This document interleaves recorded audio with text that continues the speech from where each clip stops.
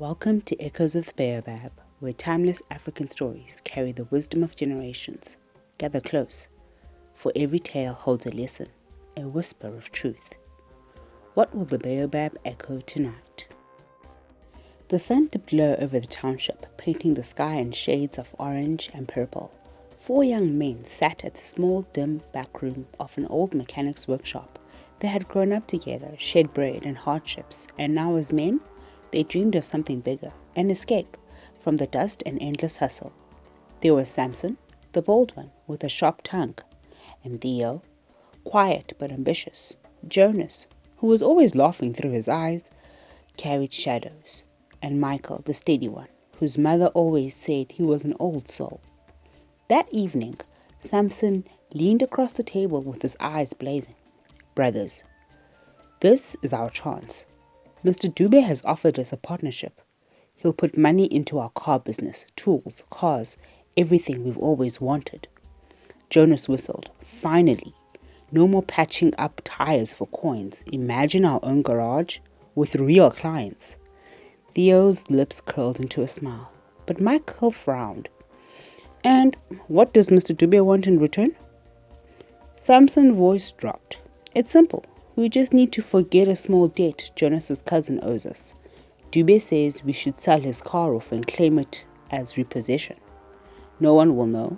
We'll get the money, and Dube sees that we can be trusted with business." Michael's stomach turned. "That's betrayal. That's family." Jonas shifted uncomfortably. "It's not like he's been paying anyway. He's reckless. Honestly, he had it coming. And Samson's right. This is our only way out." Michael's gaze swept over his friends. "What if one day it's me? Or you, Jonas? What if Dube tells them to turn on you? Will we ever trust each other again?" His words hung in the air. Silence. Samson broke it with a laugh. "Michael, you worry too much. This is how the world works. Eat or be eaten. You can keep your conscience if you like, but me? I'm thinking about my future." That night they voted. 3 hands rose. Michael's, it stayed down. The following weeks were a whirlwind. Samson, Theo, and Jonas wore new clothes, drove second-hand cars polished to a shine, and opened a bustling garage. Their names spread across town. They were living the good life. Meanwhile, Michael continued repairing bicycles and fixing engines in a dusty corner of his uncle's yard. People whispered about him, called him a fool for refusing wealth when it was right in front of him.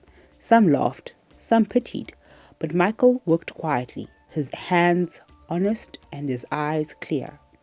One day, a customer, a tired-looking father, asked him, "Why didn't you join your friends, son? Everyone knows you were offered the same deal." Michael wiped the grease from his hands and answered simply, "Because I don't want someone else's tears building my house.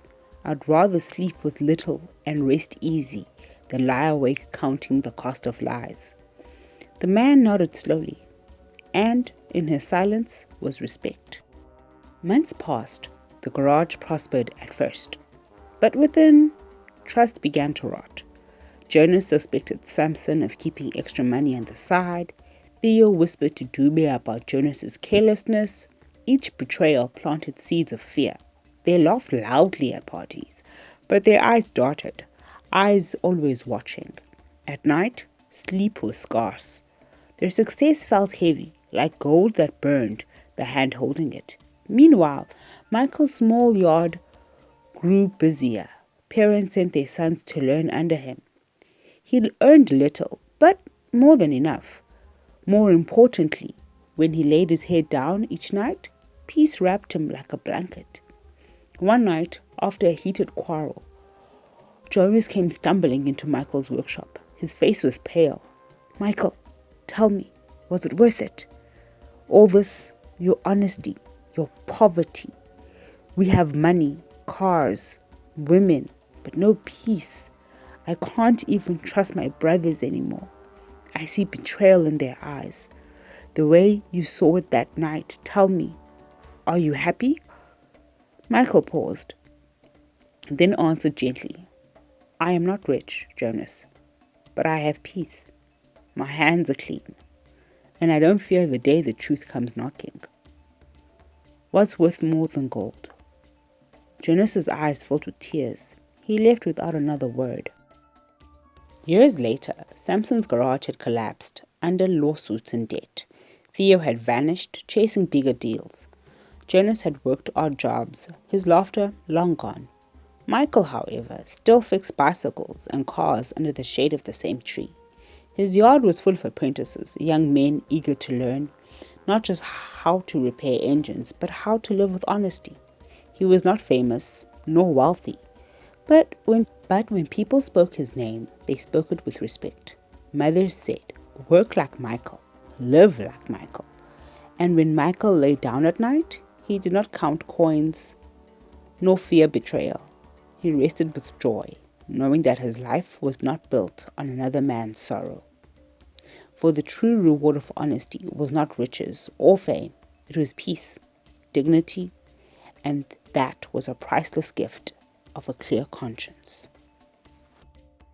This has been a story from Echoes of the Baobab, reminding us that the greatest treasures are peace, dignity, and a clear conscience.